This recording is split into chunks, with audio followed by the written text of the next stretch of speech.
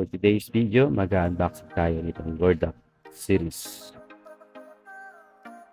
hot air station. So, tingnan natin kung ano mga laman ito. Nabili natin to sa online. Ayan. Model niya ay Gordak 868D. Ito yung kanyang manual.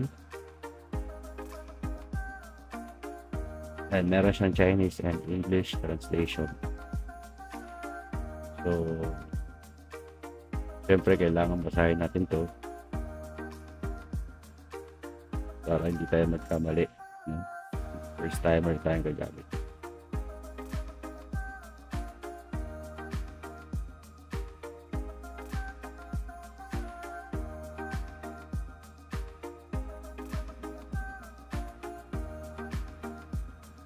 Set aside muna natin yan. Check natin yung loob. Meron siyang tatlong box sa loob. So ito ay yung kanyang soldering iron,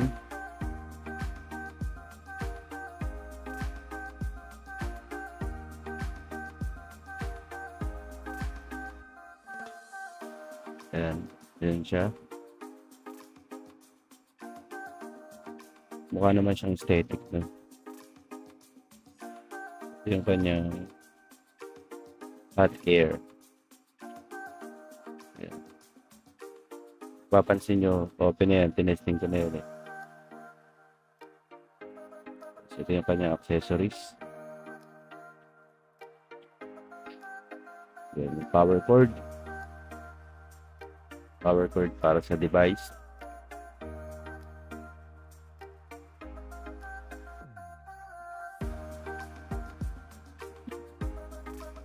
Ayan, yung tatlong iba-ibang size na para sa hot air.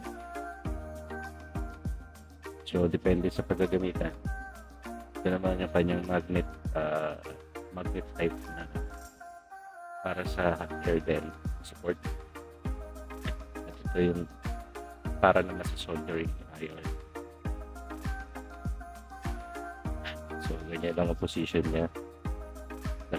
Ganyan. Tapos meron siyang kasamang panglinis yung dilaw. Magano lang siya, guys. Saka maliit lang, handy.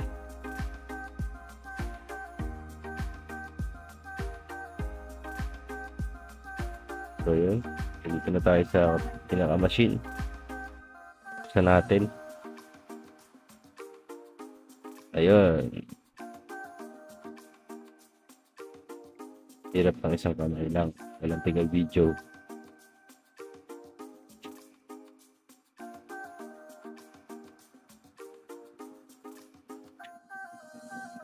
Yan siya, guys. Gordak 868D. Yan yung model niya.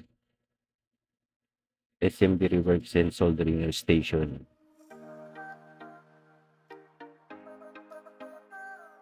Yan yung mga knobs niya.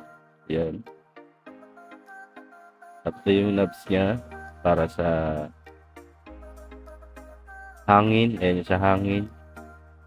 Tipla ng temperature. Yan sa likod meron siyang switch tapos lagayan ng plug. Power cord. So dyan, sasalpak lang yan dyan. Tapos meron din siyang ayan sa side by side, no? Pwede mo dyan ilagay. Pwede rin dito sa kabila. Ayan. Mamaya papakita ko sa inyo yung setup niya. So yun, dalawa yung display niya. Ayan. Switch on natin. So yun, asal na natin yung labs, yung mga ano tawag dito.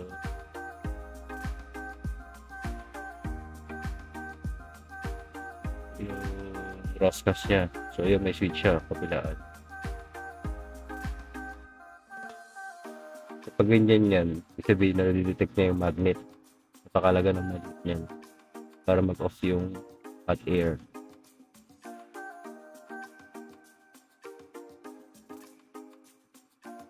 Ayan, guys. Kusang bumababa yan kasi meron yung magnet sa ilalim. So, huwag nyo iwawala yung kung bibigay nito, huwag nyo iwawala.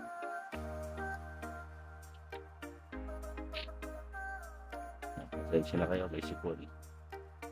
Ito naman yung kanya sa temperature niya. So, sa push niya yan, hindi niya mapipihit yan pag hindi niya pinush. Push tapos rotate. Yung knobs na yan, yung dalawang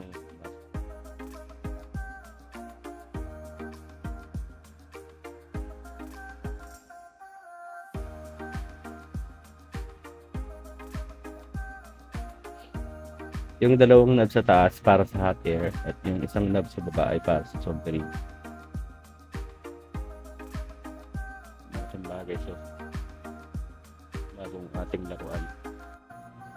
Okay, so yan, na-testing na natin. Ipakita ko sa inyo yung kanyang features. So meron siyang 5 volts na USB type dito. So malaking bagay din yan. So meron kayo mga i-charge. So, nandito rin lang. Salamat.